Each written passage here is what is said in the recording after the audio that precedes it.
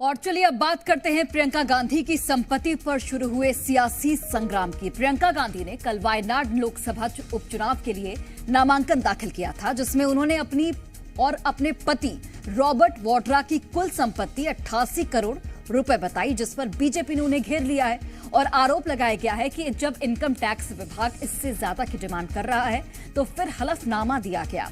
संपत्ति का ब्यौरा, आखिर हलफनामे में जो संपत्ति का ब्यौरा दिया गया वो ठीक कैसे है? बीजेपी के इन्हीं आरोपों पर सियासी बयानबाजी भी अब तेज हो गई है। उस पर हमारी एक रिपोर्ट आप देखिए।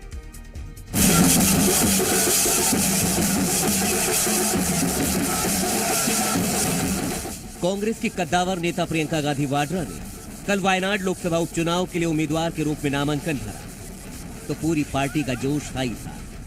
मगर शाम होते होते उनके चुनावी हलफनामे में संपत्ति के ब्यौरे पर सियासी संग्राम छिड़ गया। बीजेपी ने प्रियंका के बहाने एक बार फिर पूरी कांग्रेस पार्टी पर आरोपों की बौछार शुरू कर दी, जिसके बचाव में प्रियंका की पार्टी और परिवार दोनों को उतरना पड़ गया। गांधी परिवार के दिखाने के दांत और है, खाने के दांत और है, और खाना मतलब वसूली। जो आरोप लगेंगे या जो भी जोड़ा जाएगा ये सारा तो चलता रहेगा, क्योंकि ये राजनीति है। और मैंने जैसे पहले भी कहा, कोई भी आरोप जो भी होते हैं, कभी भी कोई गलत चीज नहीं हुई है। सबसे पहले आपको बताते हैं कि सियासी दंगल में प्रियंका गांधी वाड्रा की संपत्ति पर यह संग्राम आखिर छिड़ा क्यों है। दरअसल प्रियंका गांधी ने जो हलफनामा दाखिल किया उसमें 12 करोड़ रुपए से ज्यादा की संपत्ति घोषित की है, जिसमें 4 करोड़ 24 लाख की चल और 7 करोड़ 74 लाख रुपए की अचल संपत्ति शामिल है। इसके अलावा उन्होंने पति रॉबर्ट वाड्रा की संपत्ति का भी ब्यौरा दिया, जिसमें रॉबर्ट वाड्रा के पास 65 करोड़ 54 लाख रुपए की संपत्ति बताई गई। इसमें चल संपत्ति 37 करोड़ 9 लाख रुपए और अचल संपत्ति 27 करोड़ 64 लाख रुपए है।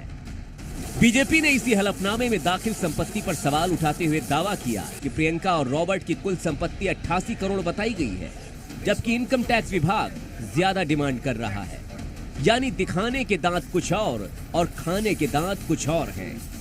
2010-11 में 7 करोड़, 2011-12 में 3 करोड़, 2013-14 में 11 करोड़, 2014-15 में 10 करोड़, इस तरह से 2020-21 तक जाता है। और इनको अगर जोड़ा जाए तो 75 crore, 75 crore is the demand total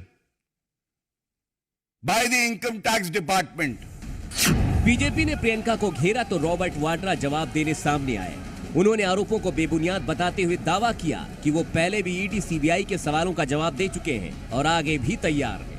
कोई भी आरोप जो भी होते हैं, कभी भी कोई गलत चीज नहीं हुई है, कभी भी प्रूव नहीं हो पाया है। और कभी भी अगर कोई भी सवाल है कोई भी एजेंसियों का, मैं जवाब देने के लिए राजी हूँ।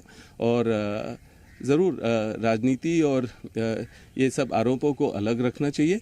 हमें देश की प्रगति के लिए सोचना चाहिए। रॉबर्ट वाड्रा भले ही मामले को सियासी एंगल से जोड़ रहे हों, लेकिन बीजेपी और कांग्रेस में इस मुद्दे पर जुबानी जंग तेज है। जो उनका कंबाइंड एसेट बेस है उनके और उनके पति का, रॉबर्ट वाड्रा जी का, उससे ज़्यादा तो इनकम टैक्स को उनकी लायबिलिटी है। इनकम टैक्स का डिमांड है उन पे 80 करोड़ रुपीस का।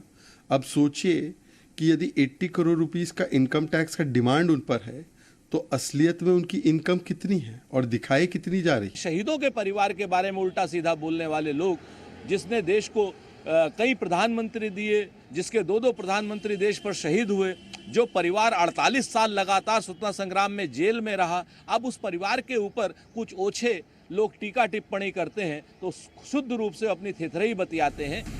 जाहिर है कांग्रेस का फोकस विवाद से ज्यादा प्रियंका की जीत पर है। असल में राहुल गांधी के सीट छोड़ने की वजह से वायनाड में उपचुनाव हो रहे हैं। यहाँ 13 नवंबर को वोटिंग होगी और 23 नवंबर को नतीजे आएंगे।